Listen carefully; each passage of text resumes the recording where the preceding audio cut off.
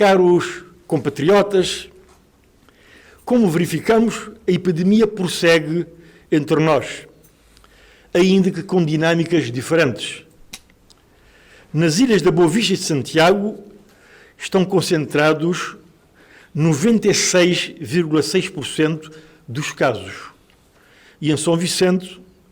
2,5% da doença, circunscritos a uma família. Assim, depois de auscultar os partidos políticos com assento no Parlamento, grande número de peritos nacionais, os presidentes das câmaras municipais da Praia, de Boa Vista e de São Vicente, além de outros, nomeadamente dos restantes concelhos da Ilha de Santiago, organizações profissionais, inúmeras entidades e individualidades nacionais e estrangeiras. Depois de ouvir o Governo nos termos constitucionais,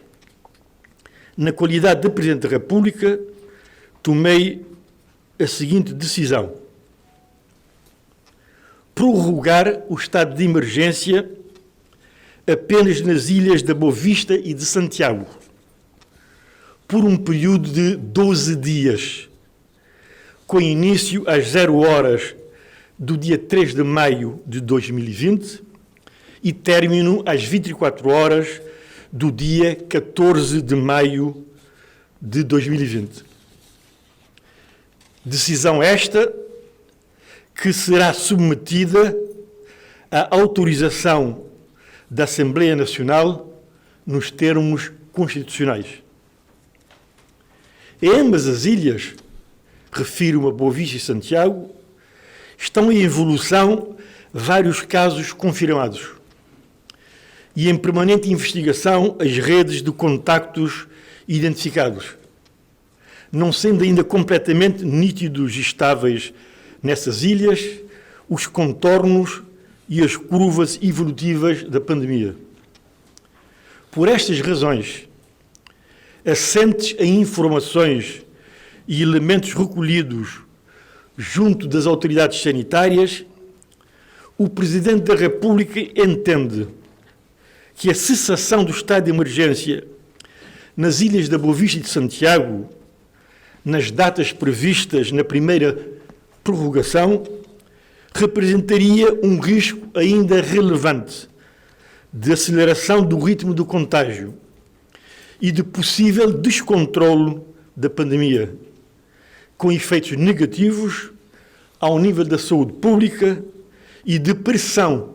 sobre as estruturas de saúde, numa altura em que o país ainda não está suficientemente preparado para conviver com o vírus, apesar dos passos já dados nesse sentido. A experiência de outras paragens que podemos acompanhar permite-nos concluir que o regresso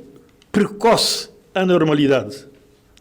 e a inerente multiplicação das vias de propagação do novo coronavírus pode gerar consequências bastante nefastas, muito superiores no médio prazo às associadas ao prolongamento do estado de emergência. Outro sim, devo referir-vos que algumas pessoas e algumas entidades, seguramente bem intencionadas, me solicitaram ou sugeriram que eu não prorrogasse este estado de exceção nestas duas ilhas. Mas, ao mesmo tempo, essas pessoas e entidades propunham-me, como possíveis alternativas, medidas restritivas que, nos termos da Constituição, não poderiam ser tomadas fora do estado de emergência, pelo menos com clareza e segurança jurídicas. Por todas estas razões, considerei mais prudente prolongar por um período mais de 12 dias o estado de emergência nas ilhas da Boa Vista e de Santiago. Ao declarar o estado de emergência, o Presidente da República enumera os direitos que podem ser suspensos e ou sofrer limitações, determinando a extensão máxima dessas limitações, permitindo que o Governo, na execução do decreto presidencial, possa modelar e graduar as medidas, observando sempre critérios de necessidade, adequação e proporcionalidade. O decreto presidencial deixa, pois, ao Governo uma boa margem de flexibilidade para ajustar